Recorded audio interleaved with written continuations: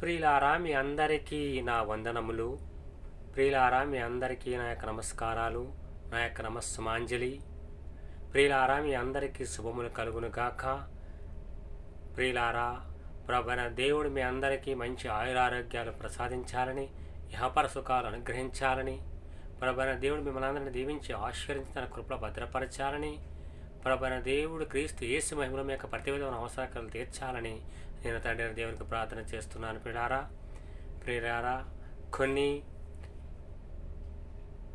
దేవుని వాక్య సత్యాలు నేర్చుకుందాం ప్రియులారా. అమూల్యమైనటువంటి దేవుని వాక్యాన్ని నేర్చుకుందాం ప్రియులారా. అనేకమైనటువంటి సత్యవాక్య సంబంధిత పాఠాలను మనం నేర్చుకుందాం ప్రియులారా.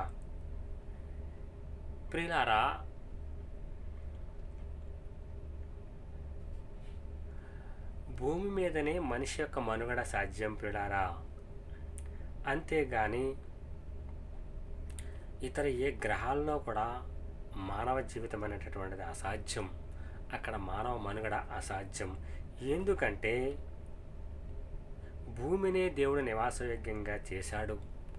మానవుల కొరకు, సకల జీవరాశి కొరకు భూమిని ప్రభువైన దేవుడు నివాసయోగ్యంగా చేశాడు.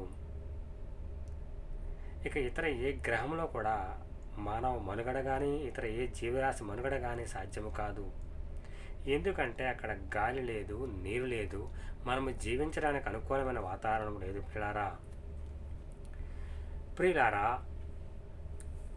4 ప్రధాన సామ్రాజ్యాలు ఈ భూమి మీద మానవులను ఏలారు ప్రియులారా. వారెవరయ్యా అంటే బబులోను సామ్రాజ్యము, మాదియ పారసీక సామ్రాజ్యము, గ్రీకు సామ్రాజ్యము, రోమన్ సామ్రాజ్యం ప్రియులారా, అనగా రోమా సామ్రాజ్యము. రోమా ప్రభుత్వ కాలంలోనే యేసు క్రీస్తు ప్రభుల వారు జన్మించి ఉన్నారు, ఈ భూమి మీదకి వచ్చి ఉన్నారు. యేసు క్రీస్తు ప్రభుల వారు తన యొక్క సంఘాన్ని పేతుల ద్వారా స్థాపించారు. 2000 సంవత్సరాల క్రితము క్రీస్తు సామ్రాజ్యము స్థాపించబడింది. అప్పటి నుంచి ఇప్పటి వరకు క్రీస్తు పరిపాలన కొనసాగుతూనే ఉంది ప్రియులారా. యేసు క్రీస్తు ప్రభుల వారి పరిపాలన అప్పటి నుంచి ఇప్పటి వరకు సంఘాలలో కొనసాగుతూనే ఉంది ప్రియులారా. బైబిల్లో దేవుని వాక్యము చదివేటప్పుడు కొంతమంది 1000 ఏళ్ల పాలన గురించి మాట్లాడుకుంటూ ఉంటారు ప్రియులారా. ఈ 1000 ఏళ్ల పాలన ఎప్పుడు ఉంటుందా అనేటటువంటి సందేహాలు కలిగి ఉన్నారు ప్రియులారా. 1000 ఏళ్ల పరిపాలన అంటే ఎక్కువ కాలం ఉండే పరిపాలన అని మనం అర్థం చేసుకోవాలి.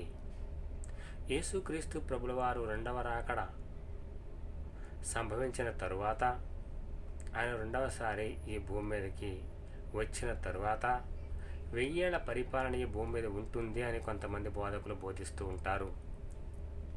1000 ఏళ్ల పరిపాలన అంటే శాశ్వత కాల పరిపాలన అర్థం చేసుకోవాలి. యేసుక్రీస్తు ప్రభుల వారు 2వ రాకడలో ఆయన వచ్చినప్పుడు పంచభూతములు మిక్కడమైన వేయడంతో లయమైపోతాయి, భూమియు దాని మీద కృత్యములు కాలిపోవునని దేవుని వాక్యం అనేది తెలియజేస్తుంది.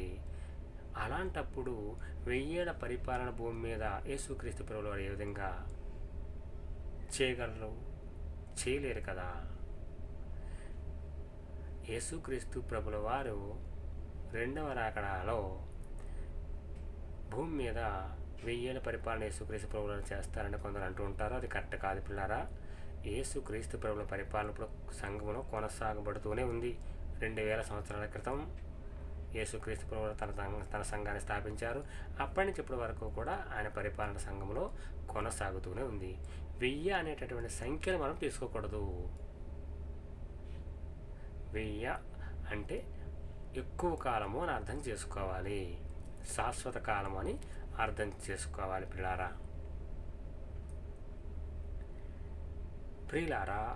బైబిల్ అనేటటువంటిది మహాజ్ఞాన గ్రంథం ప్రియులారా. సకల శాస్త్రాలను మించింది ఈ యొక్క బైబిల్ గ్రంథం, దైవ గ్రంథం, ఈ యొక్క పరిశుద్ధ గ్రంథం ప్రియులారా. ఈ లోకం సైన్స్ని నమ్మింది, శాస్త్రాన్ని నమ్మింది, కానీ బైబిల్ నమ్మటం లేదు ప్రియులారా. బైబిల్లో అనేకమైన శాస్త్రీయ సత్యాలు కూడా ఇమిడి ఉన్నాయి ప్రియులారా. కొంతమంది శాస్త్రవేత్తలు బైబిల్ చదివిన తర్వాతనే కొన్ని ఆవిష్కరణలు అనేటువంటి చేశారు. కొన్ని కనుక్కోవటం, మన జీవితానికి సరిపడేటటువంటి వాటిని కనుక్కోవడం జరిగింది. బైబిలు సకల శాస్త్రాలను మించినదైనది ప్రియులారా. సైన్స్ కంటే కూడా చాలా గొప్పది ప్రియులారా. ఈ లోకం సైన్స్ని, శాస్త్రవేత్తల్ని నమ్ముతుంది, కానీ బైబిల్ని నమ్మటం లేదు ప్రియులారా. ప్రియులారా, మనము తండ్రి అనే దేవుణ్ణి ఈ భూమి మీద ఉన్నప్పుడు చూడలేము. ఎందుకయ్యా అంటే మనము ఈ పాప శరీర ఆకారంలో జీవిస్తున్నంత కాలము తండ్రి అనే దేవుని చూడలేము. మనం ఈ లోకంలో యథార్థంగా జీవిస్తే చనిపోయిన తరువాత మనము తండ్రి అనే దేవుని చూడగలం పిల్లారా. మనము యథార్థంగా ఈ భూమి మీద జీవించాలి. మనం పరిశుద్ధంగా, పవిత్రంగా ఈ భూమి మీద జీవించాలి.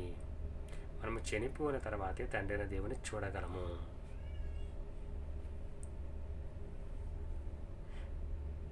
ప్రియులారా,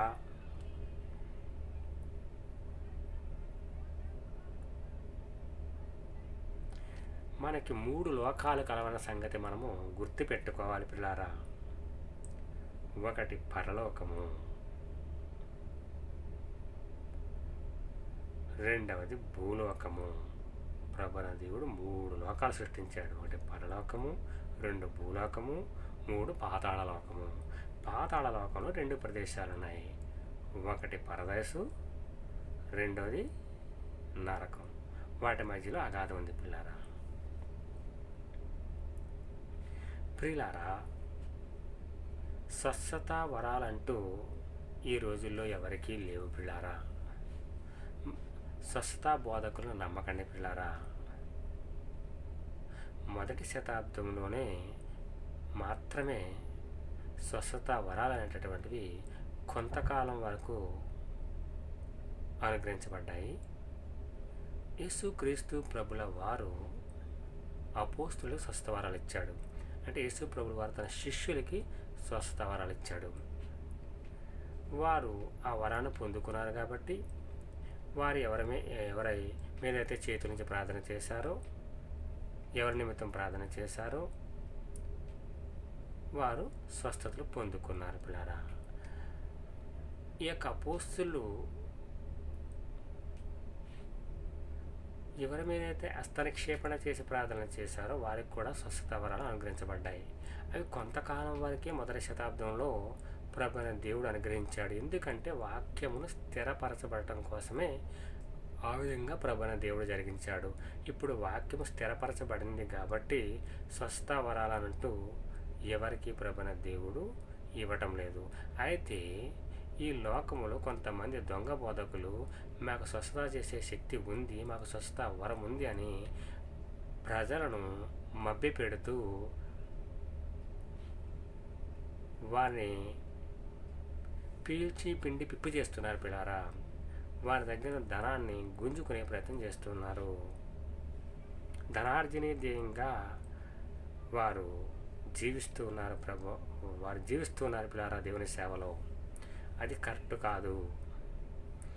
అబద్ధ బోధ అనేటటువంటిది కొరుకుడు పొందినంత ప్రమాదకరము. స్వస్థ వరాలు ఇప్పుడు ఎవరికీ లేవు, ఏ దైవజనునికి లేవు. స్వస్థతా వరం మాకుందని చెప్పుకునే బోధకుడు దొంగ బోధకుడు, అబద్ధ బోధకుడు. అటువంటి వారి దగ్గర మనం వెళ్ళకూడదు, మనం మోసపోకూడదు. మనము మన ఆరోగ్యాల స్వస్థత కలగాలి అంటే మనము ప్రార్థన చేసుకోవాలి తండ్రి అయిన దేవునికి. ఆ తర్వాత వైద్యుని కూడా సంప్రదించాలి. ఎందుకంటే వైద్యశాస్త్రం కూడా ప్రభు సృష్టించిందే. రోగులకి వైద్యుని అవసరమని యేసుప్రభుల వారు తెలియజేశారు పిల్లారా. కాబట్టి మనం ప్రార్థన చేసుకోవాలి. ఆ తర్వాత ఈ లోక వైద్యాన్ని కూడా మన జీవితంలో అనుసరించాలి. ఈ లోక వైద్యాన్ని కూడా తీసుకోవాలి, మందులు వాడాలి. డాక్టర్ చెప్పినట్టు కూడా విని మనము ఆరోగ్య సూత్రాలు పాటించాలి. డాక్టర్ చెప్పినట్టుగా విని ఆ మందులు వాడి డాక్టర్ చెప్పిన వైద్యం చేయించుకొని మంచి ఆరోగ్యం పొందుకోవాలి. ప్రియులారా, యేసుక్రీస్తు ప్రభుల వారు మన ఇండియాకి రాలేదు. యేసుక్రీస్తు ప్రభుల వారు భారతదేశానికి రాలేదు. ఆయన భారతదేశానికి వచ్చాడు అంటూ కొంతమంది తప్పుగా బోధిస్తున్నారు. అది కరెక్ట్ కాదు ప్రియులారా. ప్రియులారా,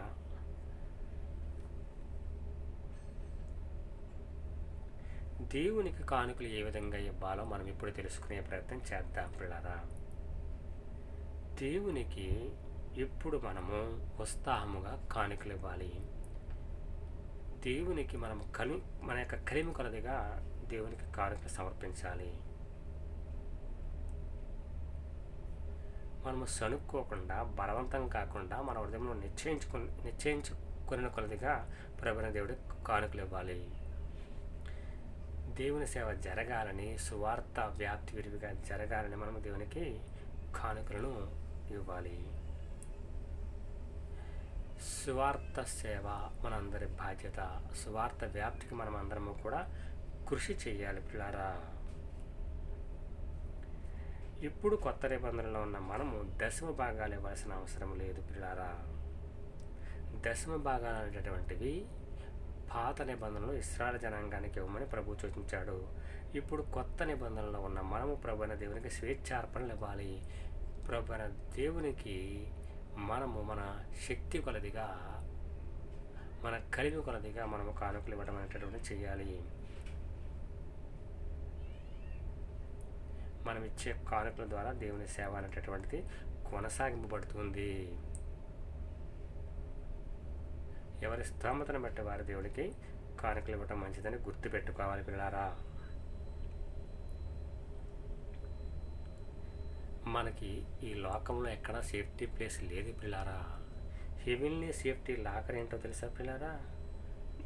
దేవుని యొక్క కానుకలు పెట్టే. ఈ లోకంలో దొంగలు వచ్చి మనం దాచుకున్న ధనాన్ని దోచుకునే ప్రమాదం ఉంది. మనము దేవుడికి ఇచ్చే కానుకలు మనం పరలోకములో మనం కూర్చుకున్న ధనం. అది మనం గుర్తుపెట్టుకోవాలి. ఒక దగ్గర దేవుని వాక్యం ఏమని తెలియజేస్తుంటే, నీ యొక్క ఆస్తిలో భాగం ఇచ్చి యెహోవాను ఘనపరచుము అని కూడా దేవుని వాక్యం మనకు తెలియజేస్తూ ఉంది. కాబట్టి నేడు మనము దేవునికి ఉత్సాహముగా కానుకలు ఇవ్వాలి. మన ఆస్తిలో భాగం కూడా ఇచ్చి ప్రభుకు దేవుని సేవను జరిగించడం మంచిదని గుర్తుపెట్టుకోవాలి పిల్లారా. మనము కలిమి కొలదిగా ఇచ్చిందే దేవునికి ప్రీతికరం అవుతుంది పిల్లారా. సనుక్కోకూడదు, బలవంతంగా ఇవ్వకూడదు. ప్రభుని దేవుడు ఉత్సాహంగా ఇచ్చేవాడిని ప్రేమిస్తాడు పిల్లారా.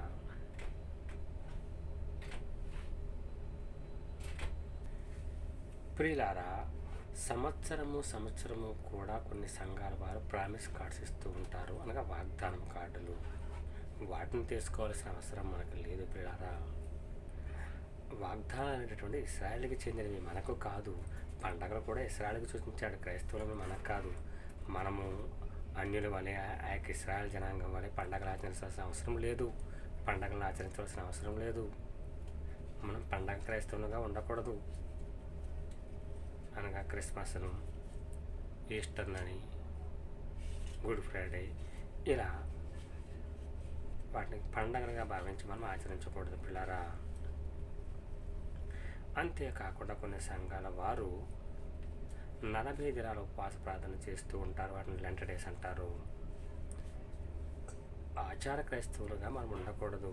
దేవుని వాక్యం మనకి ఏమైనా తెలియజేస్తుందంటే, ఈ ప్రజలు పెదవులతో నన్ను కనపరుస్తుంది కానీ వారి హృదయం నాకు దూరముగా ఉన్నది. మనుషులు కల్పించిన పద్ధతులు దైవోపదేశములను చెప్పి బోధించి వ్యర్థముగా ఆరాధించుతున్నారు. మనకు ఆరాధన వ్యర్థముగా ఉండకూడదు. యేసుక్రీస్తు ప్రభుల వారు ఇప్పుడు శిలువలో లేరు. యేసుక్రీస్తు ప్రభువు 2000 సంవత్సరాల క్రితం ఈ భూమి మీదకి వచ్చి మనందరి పాపాల కోసం శిలువలో చనిపోయి సమాధి చేయబడి తిరిగి 3 దినాలు లేచాడు. 40 దినాల తర్వాత శిష్యులకు అగ్గిపడ్డాడు. ఆ తర్వాత ఆయన పరలోక ఆరాధన వెళ్ళిపోయాడు. యేసుక్రీస్తు ప్రభువు వారు శిలువ ఎక్కడానికి వెళ్ళే ముందే అక్కడ యెరూషలేము కుమార్తెను చూసి, మీరు నా నిమిత్తం ఏడవకుడి, మీ నిమిత్తము మీ పిల్లల నిమిత్తము ఏడవడని చెప్పాడు. ఇప్పుడు మనం ప్రభువు కోసం వినిపించాల్సిన అవసరం లేదు, ప్రభువు కోసం ఏడవలసిన అవసరం లేదు. ఎందుకంటే ఆయన తండ్రి దేవుని కుడిపార్శ్వాన కూర్చొని మన అందరి కోసం విజ్ఞాపన చేస్తున్నాడు పిల్లారా. ప్రియులారా, క్రైస్తవులైన మనము ఫ్యామిలీ ప్లానింగ్ ఆపరేషన్ చేయించుకోవచ్చా చేయించుకోకూడదని డౌట్ కొందరికి ఉంటుంది. ఫ్యామిలీ ప్లానింగ్ ఆపరేషన్ చేయించుకోవడం తప్పేమీ కాదు.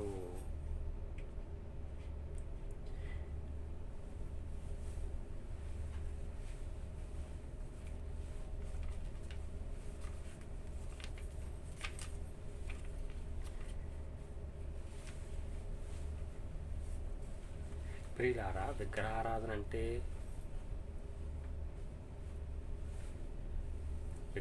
అంటే అది చేయకూడదని దేవుడు చెప్పాడు. దేవుని కంటే ఎక్కువగా దేని ప్రేమించిన అది విగ్రహారాధనతో సమానమే, అది వ్యభిచారంతో సమానమే. క్రైస్తవులు విగ్రహాల దగ్గర పెట్టిన ప్రసాదాలు భోజనాలు తినకూడదు. అంతేకాకుండా దేవుని కంటే ఎక్కువగా దేన్ని ప్రేమించకూడదు, ఈ లోకాశలు కలిగి జీవించకూడదు. అది కూడా విగ్రహాలతో సమానమైపోతుంది. ప్రియులారా, కొన్ని సంఘాల వారు పాటలు పాడేటప్పుడు మ్యూజిక్ ఇన్స్ట్రుమెంట్స్ని ప్లే చేసి పాటలు పాడుతూ ఉంటారు. అంటే దేవుని పాటలు పాడేటప్పుడు మ్యూజిక్ ఇన్స్ట్రుమెంట్ ప్లే చేస్తారు, సంగీత వాద్యాలు ఉపయోగిస్తారు. ఆ విధంగా ఉపయోగించడం తప్పేమీ కాదు. ఆ విధంగా ఉపయోగించడం చేతకాని వారు, ఉపయోగించడం రానివారు వాయిద్యాలు వాయించకుండా కూడా దేవుని పాటలు పాడి దేవుని మహిమపరచచ్చు. రెండిట్లో ఏ విధంగా చేసినా తప్పేమీ కాదు.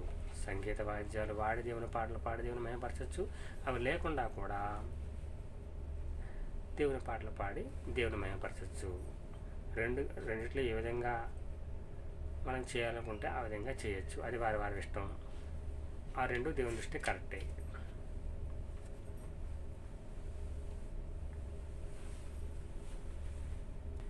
ప్రియులారా, కొంతమంది వారి జీవితంలో వారికి వచ్చిన చిన్న చిన్న సమస్యలకి ఆత్మహత్య చేసుకుని మరణిస్తూ ఉంటారు. అది కరెక్ట్ కాదు.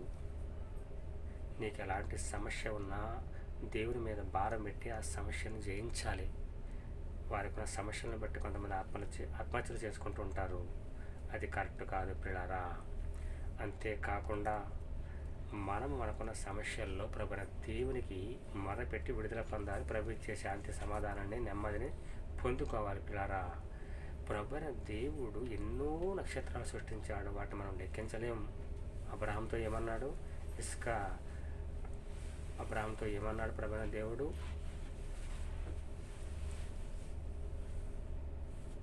ప్రభువైన దేవుడు అబ్రహాముతో, నువ్వు ఆకాశంలో ఉన్న నక్షత్రాలు లెక్కించగలవా అని అడిగాడు. అంటే ఆకాశంలో ఉన్న నక్షత్రాలు లెక్కించలేము, లెక్కలేనని చేశాడు ఆయన.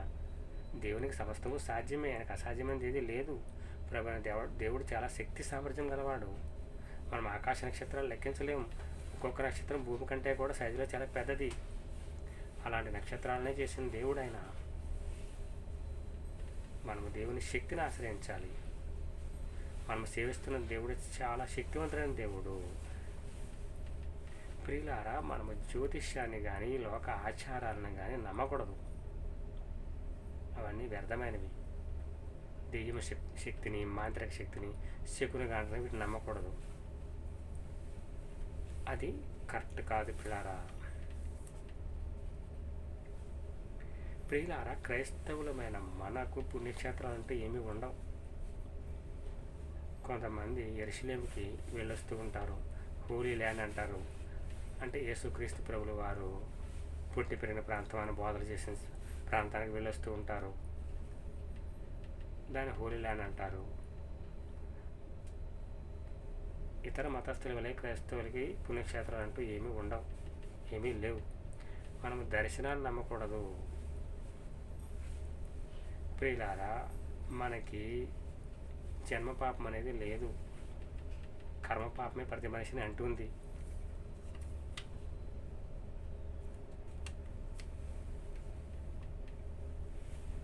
మనకి జన్మపాపం లేదు ప్రియులారా. మనం ప్రసంగ గ్రంథం చదివితే మనకు అర్థమయ్యే సత్యం ఏంటంటే, ప్రభువైన దేవుడు అక్కడ తెలియజేస్తున్నాడు ఏంటయ్యా అంటే, ప్రభువైన దేవుడు మనుషులను యథార్థవంతులుగానే సృష్టించాడు. వారి వివిధమైన తంత్రాలు కల్పించుకొని పాపంలో పడి దేవుని దూరం అయిపోతున్నారు. కాబట్టి మనిషికి కర్మపాపం అంటుంది కానీ జన్మపాపం కాదు. ప్రియులారా, మనము జ్యోతిష్యాన్ని నమ్మకూడదు. చిలక జ్యోతిష్యము, మూఢాచారాన్ని నమ్మకూడదు. చిలక జ్యోతిష్యాన్ని నమ్మకూడదు. ఎలాంటి జ్యోతిష్యాన్ని నమ్మకూడదు. గారెడి విద్యను నమ్మకూడదు. మూఢాచారాలను క్రైస్తవులు పాటించకూడదు. అవన్నీ వ్యర్థమైనవి. మాంత్రిక విద్య ఇవన్నీ కూడా వ్యర్థమైనవి. ప్రియులారా, ఈ లోక జ్ఞానం దేవుని దృష్టికి వ్యర్థము అని దేవుని వాక్యంలో రాయబడింది. లోక జ్ఞానం అంటే ఏంటి? ఈ లోకంలో స్కూల్లో, కాలేజెస్లో, యూనివర్సిటీలో చెప్పే జ్ఞానం అని అర్థం చేసుకోకూడదు. ఈ మాంత్రిక విద్య, ఈ మూఢాచారాలు, శకునం సంబంధించినవి, వాటిని దెయ్యం జ్ఞానం కాబట్టి అది వాటిని నమ్మకూడదు, అర్థం చేసుకోవాలి. అంతేగాని ఈ లోకంలో మనకు ఉపయోగపడే సైన్సు, మెడిసిన్స్ మరియు చేతి వృత్తులు, వ్యవసాయ పనులు, ఇవన్నీ దేవుడిచ్చిన జ్ఞానమే. అది లోక జ్ఞానంగా భావించుకోకూడదు. దైవ జ్ఞానమే మనం బతకడానికి అది అవసరం. ఈ రోజుల్లో దెయ్యాలు అనేటటువంటి ఎవరికీ కనబడవు పిల్లారా. దెయ్యాలు లేవు, భూతాలు లేవు, మాంత్రిక విద్య లేదు. అవన్నీ వట్టివి, అవన్నీ వ్యర్థం. ప్రియులారా, క్రైస్తవ విశ్వాసులైన స్త్రీలు దేవుని సంఘాల్లో మౌనంగా ఉండి సంపూర్ణ విధేయతతో వాక్యం నేర్చుకోవాలి పిల్లారా. దేవుని సంఘాల్లో పాస్టర్లు ఉండాలి కానీ పాస్టర్లు కాదు, అది వాక్య విరుద్ధం పిల్లారా. స్త్రీల సమాజంలో వాక్యం చెప్పొచ్చు, వాళ్ళ ఇంట వాక్యం చెప్పొచ్చు. స్త్రీలు పురుషులతో కలిసి క్రీస్తుకు సాక్షిగా ఉంటూ అనేకులను క్రీస్తు నమ్ముకోమంటూ క్రీస్తుకు సాక్షిగా జీవించవచ్చు, స్వార్థ ప్రకటించవచ్చు. అంతేగాని సంఘాలు నిర్వహించే బాధ్యత పురుషులతో కానీ స్త్రీలు కాదు. సంఘానికి పాస్టర్ పురుషుడే, సంఘాధ్యక్షుడు పురుషుడే ఉండాలని వాక్యం చెప్పిన స్త్రీలు కాదు. స్త్రీలు సంఘంలో పాటలు పాడవచ్చు, ప్రార్థన చేయొచ్చు, కానీ దేవుని వాక్యం బోధించకూడదు. ఎందుకంటే దేవుని వాక్యం అధికారంతో కూడింది కాబట్టి ఆ బాధ్యత పురుషుడికి దేవుడు అప్పచెప్పాడు, స్త్రీలకు కాదు. ప్రియులారా, కొంతమంది ఈ లోకములు చిన్న చిన్న సమస్యలకి ఆత్మహత్యలు చేసుకుంటూ ఉంటారు. అది కరెక్ట్ కాదు ప్రియులారా. ఈ లోకములో మనం చూస్తూ ఉన్నాము, విద్యార్థులు, స్టూడెంట్స్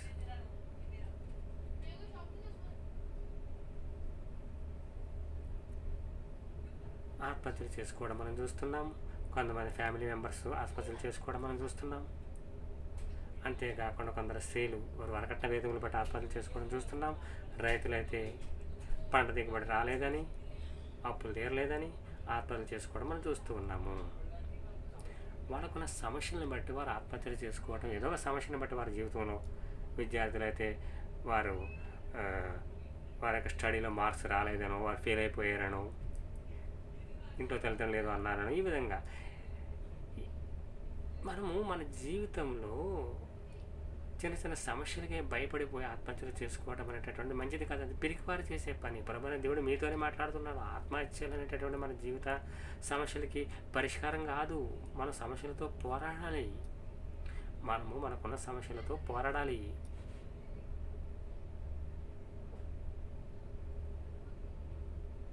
పిరికివారే ఆత్మహత్య చేసుకుంటారు.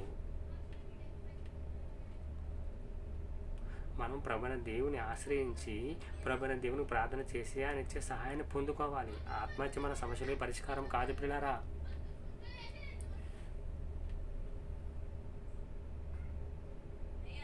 మన జీవితంలో మనం అందరము అన్నిటికంటే పెద్ద సమస్య ఉంది మనకి. ఆ సమస్య ఏంటంటే పాపపు సమస్య. ఆ పాపపు సమస్య నుండి విడిపించే శక్తి, మనం విడిపించే శక్తి యేసుక్రీస్తు ప్రభువుల వారికి ఉంది, ఆయన రక్తానికి ఉంది. చిన్న చిన్న సమస్యలకి భయపడి మనం ఆత్మహత్య చేసుకుంటే పెద్ద సమస్య, చనిపోయిన తర్వాత నరకం, అగ్నిగుండం, దాని నుంచి ఎలా తప్పించబడతాం? అది కాదు అన్నిటికంటే పెద్ద సమస్య. నీ జీవితంలో ఏర్పడే చిన్న చిన్న సమస్యలకి నువ్వు ఆత్మహత్య చేసుకుంటే అతిపెద్ద సమస్యను, నరక సమస్యను ఎలా తప్పించుకుంటావు? ఆ నరకంలో ఆరణాగ్నిలో ఏడుస్తూ పళ్ళు కొరుకుతూ యుగ యుగాల అంధకారంలో జీవించాల్సి వస్తుంది. ప్రభువుని నమ్మకపోయినా, ప్రభు చెప్పిన బ్రతకపోయినా ఆత్మహత్య చేసుకోవడం అనేటువంటి పిరికివారు చేసే పని. మనము కారణ జన్ములు ప్రియులారా. ఈ భూమి మీద పుట్టిన ప్రతి మనిషి కారణ జన్ముడు. మనం దేవుని కోసం బ్రతకాలి. మన జీవితంలో సుఖం, దుఃఖం, లాభం, నష్టం ఇవన్నీ సంభవిస్తూనే ఉంటాయి. అవి ప్రతి మనిషి అనుభవించాలి. మన సమస్యల్లో మనము దేవుని ఆశ్రయంగా చేసుకుని పోరాడాలి. ప్రభువైన దేవుడు మన జీవితంలో మన జీవితంలో మనకు విజయం ఇచ్చే దేవుడిగా ఉన్నాడు. నరుల జీవితకాలము యుద్ధకాలమే పిల్లారా. నిప్పు రవ్వలు పైకెగినట్లు నరులు శ్రమానుభవానికి పుట్టుచున్నాడు వాక్యం చెబుతుంది. మన సమస్యలో పోరాడి ప్రభువుకు ప్రార్థన చేసి ప్రభువును మన ఎత్తైన కొండగా కోటగా చేసుకుని మనం పోరాడి విజయం పొందాలి. ప్రభువైన దేవుడు మనకు అందరికి ఇచ్చిన ఆయుధం ప్రార్థన, రెండవది వాక్య ధ్యానం. ఈ రెండు మనకు రెండు కళలా ఉండాలి. ఆత్మహత్యని సమస్యలకు పరిష్కారం కాదు. ఈ సమస్యలు ప్రభు పాదాల దగ్గర పెట్టి ప్రభు ప్రార్థన చేసి విడుదల పొందు. ప్రియులారా, అనేకమైనటువంటి దేవుని వాక్య సత్యాన్ని మీరు తెలుసుకోవాలి. ప్రియులారా, మీరు అనుదినము బైబిల్ ధ్యానించాలి. అది మన బ్రతుకు పుస్తకము, అది దేవుని దివ్య గ్రంథము. నేను ఇప్పుడు చెబుతున్నవి మీరు మీ గృహాల్లో చదివి దేవుని వాక్యంలో బలపడవలసిందిగా, అనుదినము వాక్యాన్ని చదివి దేవుని ఆత్మీయంగా బలపడవలసిందిగా క్రీస్తు పేరిట ప్రేమతో మీకు విన్నవించుకున్నాను. పిల్లారా, మత్తయి సువార్త 1వ అధ్యాయము 18-25 వచనాలు మీరు చదివితే అక్కడ యేసుక్రీస్తు ప్రభువు వారి జన్మం గురించి రాయబడింది. లూకాసు వార్త 2వ అధ్యాయం 1-20 వచనాలు చదివితే అక్కడ కూడా యేసుక్రీస్తు ప్రభువు వారి జన్మం గురించి రాయబడింది. మత్తయి సువార్త 6వ అధ్యాయం 25 వచనం నుంచి 34 వచనం వరకు మీరు చదువుకుంటే మన చింతలకు దేవుని సమాధానం ఏంటో అక్కడ రాయబడింది. ఇవన్నీ మీరు మీ యొక్క గృహాల్లో అనుదినము ఒక్కొక్క అంశాన్ని మీరు చదువుకోండి. మీకు దేవుడు సమయం ఇచ్చిన కొలది ఎక్కువగా దేవుని వాక్యంతో గడుపుతూ దేవునిలో ఆత్మీయంగా ఎదుగుతూ వాక్యంలో బలపడవలసిందిగా క్రీస్తు పేరుని మనం చేస్తున్న పిల్లారా. క్షమాగుణం అంటే క్రీస్తులోనే క్షమాగుణం ఉంది. మనం క్షమించే దేవుడు యేసుక్రీస్తు ప్రభువు. ఆయన లాంటి దేవుడు ఎవరు లేరు. మత్తయి సువార్త 18వ అధ్యాయం 21-35 వచనాల్లో మనలో క్షమాగుణం ఉన్నటువంటి విషయాలు అక్కడ తెలియజేయబడ్డాయి. చదువుకోండి అవి మీరు.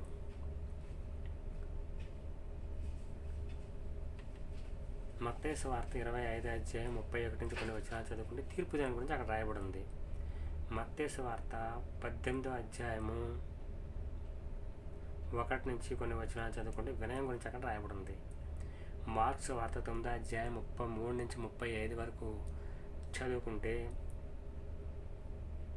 విజయమును కూర్చిన బోధ అక్కడ ఉంది. మీరు చదివి తెలుసుకోండి. లూకాసు వార్త 10వ అధ్యాయం 25 నుంచి 37 వచనాల వరకు చదువుకుంటే నిత్య జీవనానికి వారసులు అవ్వాలంటే ఎలా ఉండాలో అక్కడ రాయబడింది. వాటిని చదువుకుని ఆ ప్రకారం జీవించే ప్రయత్నం చేయండి పిల్లారా. మనం దేవుని వాక్యాన్ని అనుదినము పఠించాలి, వాక్య ప్రకారం జీవించాలి, ఆత్మీయంగా ఎదగాలి. లూకాసు వార్త 12వ అధ్యాయము 15 నుంచి 21 వచనం చదివితే భూమికి బలిపీయడం మనకు అర్థమవుతుంది. లూకాసు వార్త 14వ అధ్యాయం 7 నుంచి 14 వచనం చదివితే వినయం గురించి, ఆతిథ్యం గురించి మనం తెలుసుకుంటాం. లూకాసు వార్త 16వ అధ్యాయం 19 నుంచి 31 వచనం చదువుకుంటే పరిశుద్ధులు అంటే మృతులైన పరిశుద్ధులు ఎచ్చరిక ఎగుతారో ఆ విషయాలు రాయబడి ఉన్నాయి. లూకాసు వార్త 18వ అధ్యాయం 9 నుంచి 14 వచనాలు చదువుకుంటే మన ప్రార్థనలో ఎలా ఉండాలి, మన ప్రార్థన ఎలా ఉండాలి, పరిశేడు శంకరు చేసిన ప్రార్థన గురించి అక్కడ రాయబడింది. ప్రియులారా, మనము తగ్గించుకుని జీవించాలి. తను తగ్గించుకుని హెచ్చించబడిన, తను హెచ్చించుకుని తగ్గించబడిన దేవుని వాక్యం అనేది తెలియజేస్తుంది. యేసుక్రీస్తు ప్రభువు దేవుని కుమారుడే అని కూడా ఆయన ఎంతగానో తగ్గించుకున్నాడు. మనం ఆ విధంగానే ఈ లోకంలో తగ్గించుకుని జీవించాలి. అపోస్తలుడైన పౌలు గారు రోమీయులకు రాసిన పత్రికలో 1వ అధ్యాయం 18 నుంచి 32 వచనాలు చదివితే అన్ని జనుల యొక్క భక్తి గ్రంథం గురించి అక్కడ రాయబడింది. అదే రోమీయులకు రాసిన పత్రిక 3వ అధ్యాయం 21 నుంచి 37 వచనాలు చదువుకుంటే మనం ఏ విధంగా నీతివంతులుగా తీర్చబడిన మన విషయాలు తెలుసుకుంటాం. రోమా రాసిన పత్రిక 5వ అధ్యాయం 1 నుంచి 5 వచనాలు, మన గలతీ రాసిన పత్రిక 3వ అధ్యాయం 25 నుంచి 39 వచనాలు చదువుకుంటే విశ్వాస ఫలితం గురించి మనం ఒక నేర్చుకుంటాం. మీకు దేవుడు సమయం ఇచ్చిన కొద్ది ఎక్కువగా దేవునితో గడపండి. ఇవి మీరు అనుదినము నేను చెబుతున్న వాటిని కొంచెంగా చదువుకుంటూ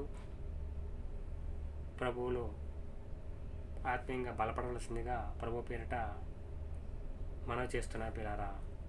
కొంచెం చదువుకోండి. ఒకరోజు కొంత దేవుడు సమయం ఇచ్చిన కొలది. మరి అపోస్తలుడైన పౌలు గారు రోమీయులకు రాసిన పత్రిక 5:6-11 వచనాల్లో క్రీస్తు ద్వారా దేవుని ప్రేమను ఏ విధంగా ప్రభువైన దేవుడు తెలియజేశాడో ఆ యొక్క విషయాలు రాయబడి ఉన్నాయి. రోమీయులకు రాసిన పత్రిక 5:12-21 వచనాల్లో ఆదాము ద్వారా మరణము, క్రీస్తు ద్వారా జీవము అనేటటువంటి విషయాలు రాయబడి ఉన్నాయి.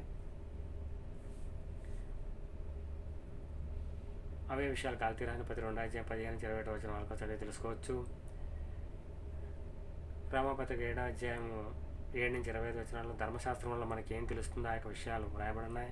ధర్మశాస్త్రంలో పాపం అంటే తెలుస్తుంది మనకి. క్రీస్తు రక్తమే మన ఆత్మను రక్షించి దాని సంగతి మనం గుర్తుపెట్టుకోవాలి. రోమాపత్రిక 8:1-14 వచనాలు చదువుకుంటే ఆత్మానుసారమైన జీవితం గురించి మనం తెలుసుకుంటాం. గలతీయులకు రాసిన పత్రిక 5:16-24 వచనాలు శరీరక్రియలు చేయకూడదన్న సత్యాలు మనకి తెలుసుకుంటాం వాటిని చదువుకుంటే. ఇంకా గలతీయులకు రాసిన పత్రిక ఆత్మఫలాల గురించి కూడా తెలియజేయబడ్డాయి పిల్లారా. మరి రోమాపత్రికలో 10:5 కొన్ని వచనాలు చదువుకుంటూ వెళ్తే అందరి కొరకైన కొత్త నీతి మార్గం వ్రాయబడింది, వాటిని తెలుసుకుంటాం ఆ విషయాలు. రోమాపత్రిక 12:9 వచనం నుంచి కొన్ని వచనాలు చదువుకుంటుంటే క్రైస్తవ జీవిత చట్టాల గురించి అక్కడ తెలియజేయడం జరిగింది ప్రభు దేవుడు. వాటిని చదివి మనం తెలుసుకోవాలి. మనము రోమాపత్రిక 13:1-7 వచనాలు చదువుకుంటే, అంతేకాకుండా మొదటి పేతురు రాసిన పత్రిక 2:13-17 వచనాలు చదువుకుంటే అధికారులకు లోబడాలని కూడా అక్కడ రాయబడింది. మనం లోక అధికారాన్ని కూడా గౌరవించారు, వాటికి లోబడాలి. ఈ సంగతి మనం గుర్తుపెట్టుకోవాలి పిల్లారా. ఆ వచనాలు చదివి మీరు ఇంకా అనేక సత్యాలు నేర్చుకొని పిల్లారా. మొదటి కొరింథీ రాసిన పత్రిక 6:12-20 వచనంలో అపవిత్రమైన క్రైస్తవ జీవితం ఏ విధంగా ఉంటుందో అక్కడ వ్రాయబడింది, చదివి తెలుసుకోండి. మొదటి కొరింథీ రాసిన పత్రిక 7వ అధ్యాయం అంతా కూడా వివాహ విషయం రాయబడింది. మొదటి కొరింథీ రాసిన పత్రిక 9:19-27 వచనాలు క్రీస్తు కొరకు ఆత్మలను సంపాదించిన విషయాలు రాయబడినాయి. మొదటి కొరింథీ రాసిన పత్రిక 11:23-33 వరకు ప్రభురాత్రి భోజనం గురించి రాయబడింది పిల్లారా. మొదటి కొరింథీ రాసిన 13వ అధ్యాయం అంతా కూడా 1-13 వచనాలు అంటే అవన్నీ కూడా ప్రేమ అన్నిటికంటే శ్రేష్టమైనది అనేటటువంటి విషయాన్ని తెలియజేస్తుంది ఆ యొక్క వచనాలు. వాటిని చదివి తెలుసుకోండి పిల్లారా.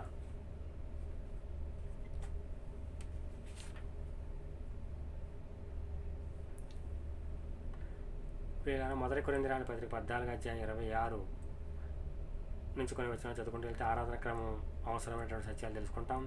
2వ కొరింథీ రాసిన పత్రిక 5:11-15 వచనాలు క్రీస్తు ప్రేమ, దేవుని ఉద్దేశం, శక్తి గురించి తెలుసుకుంటాం. ఇవన్నీ మీరు మీ గృహాల్లో చదువుకోండి. నేను తెలియజేస్తానని కూడా చదువుకోండి పిల్లారా. మొదటి కొరింథీ రాసిన పత్రిక 8:12 వచనము, 9:6-15 వచనం చందా విషయం రాయబడింది, అంటే కానుకల విషయం. వాటిని చదివి తెలుసుకోండి. 2వ కొరింథీ రాసిన పత్రిక 11:27-33 వచనం వరకు పౌలు యొక్క శ్రమల కష్టాల గురించి రాయబడింది, వాటిని చదివి తెలుసుకోండి. గలతీయులకు రాసిన పత్రిక 6:1-10 వచనాల వరకు అభ్యాస సిద్ధమైన హెచ్చరికల గురించి రాయబడింది పిల్లారా. ఫిలిప్పీయులకు రాసిన పత్రిక 4:1-10 వచనాలు కూడా అభ్యాసక సిద్ధమైన హెచ్చరికల గురించి రాయబడింది. అదే ప్రకారము మొదటి తెస్సలోనికీయులకు రాసిన పత్రిక 4:1-12, మొదటి తెస్సలోనికీయుల పత్రిక 5:12-28 వచనాలు, 2వ తెస్సలోనికీయుల పత్రిక 3:6-17 వచనాలు కూడా అభ్యాసకరమైన హెచ్చరికలు రాయబడ్డాయి, వాటిని చదివి తెలుసుకోండి. ఎఫెసీయులకు పత్రిక 2:1-10 వచనం వరకు మనం ఏ విధంగా రక్షించబడ్డామో విషయాలు తెలుసుకోండి. ఎఫెసీయులకు పత్రిక 4:17-24 పాత జీవితము, కొత్త జీవితము.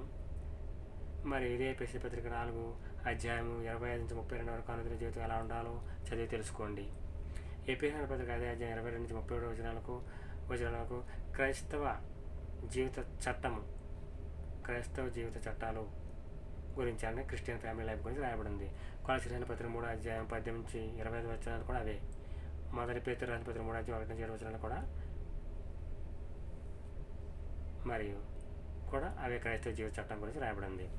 ఎఫెసీయులకు పత్రిక 3:1-17 వరకు క్రీస్తు లేపబడిన వారి ఫలాల గురించి రాయబడింది. మొదటి తిమోతి పత్రిక 1:1-11 వరకు అబద్ధ బోధకుల గురించి విషయం రాయబడింది. మొదటి తిమోతి రాసిన పత్రిక 1:1-10, తీతు రాసిన పత్రిక 1:10-16 వచనాలు కూడా అబద్ధ బోధకుల విషయం మనకి రాయబడింది అక్కడ. మొదటి తిమోతి రాసిన పత్రిక 2:8-15 వచనాల్లో స్త్రీల విషయం రాయబడింది. మొదటి తిమోతి రాసిన పత్రిక 3:1 నుంచి కొన్ని వచనాలు మనం చదువుకుంటూ వెళ్తే సంఘ ఉద్యోగస్తులు అంటే పాస్టర్స్ గురించి, ఇంకా సంఘంలో పనిచేసే వారి గురించి అంతా రాయబడింది. మొదటి తిమోతి రాసిన పత్రిక 5:1-16 వచనం సంఘంలో వృద్ధుల గురించి, విధవరాల గురించి వారి విధంగా అవన్నీ రాయబడ్డాయి. తీతు రాసిన పత్రిక 2:12 వచనంలో 12 నుంచి కొన్ని వచ్చిన క్రైస్తవ వీరుల గురించి రాయబడింది. హెబ్రీ రాసిన పత్రిక 11వ అధ్యాయం 1 నుంచి అలా చదువుకుంటూ వెళ్తే విశ్వాస వీరుల గురించి రాయబడింది. యాకోబు రాసిన పత్రిక 1వ అధ్యాయం 19 వచ్చి నుంచి చదువుకుంటూ వెళ్తే నిజమైన మతం గురించి రాయబడింది. అంటే క్రైస్తవం అనేది మతమే కాదు, క్రైస్తవం అనేది మార్గం. యేసుక్రీస్తు మతవాదం కూడా కాదు, ఆయన దేవుని యొక్క మార్గం. యాకోబు రాసిన పత్రిక 2వ అధ్యాయం 1 నుంచి 13 వచ్చిన ధనికులు దరిద్రుల గురించి రాయబడింది. యాకోబు రాసిన పత్రిక 2వ అధ్యాయం 14 నుంచి 26 వరకు విశ్వాసము క్రియల గురించి రాయబడింది. యాకోబు రాసిన పత్రిక 5వ అధ్యాయం 7 నుంచి 10 వరకు సహనం గురించి, ప్రార్థనా శక్తి గురించి రాయబడింది. మొదటి పేతురు రాసిన పత్రిక 1వ అధ్యాయం 13 నుంచి 24 వరకు క్రైస్తవుల ప్రవర్తన గురించి రాయబడింది. మొదటి పేతురు రాసిన పత్రిక 5వ అధ్యాయము 6 నుంచి 14 వరకు అందరి కొరకు హెచ్చరికలు రాయబడ్డాయి. మొదటి యోహాను రాసిన పత్రిక 3వ అధ్యాయం 13 నుంచి 24 వరకు సహోదర ప్రేమ గురించి రాయబడింది. మరియు మొదటి యోహాను రాసిన పత్రిక 4వ అధ్యాయం 7 నుంచి 21 వరకు దేవుని ప్రేమ గురించి, మనుషుల ప్రేమ గురించి రాయబడ్డాయి.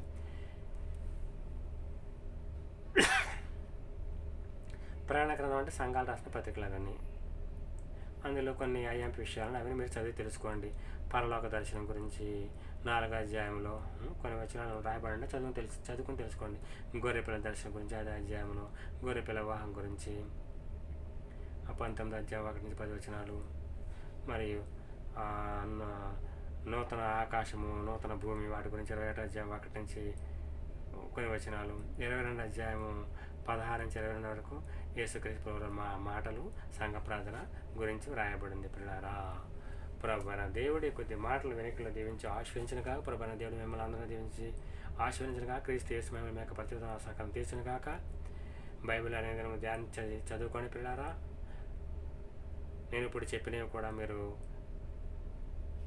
సమయం దొరికిన కొలది దినదినము కొంత చదువుకుంటూ అలా దేవుని వాక్యాన్ని నేర్చుకుని దేవుని ఆత్మీయంగా బలపడవలసిందిగా ప్రభు పేరిట మనం చేస్తున్నా పిల్లారా.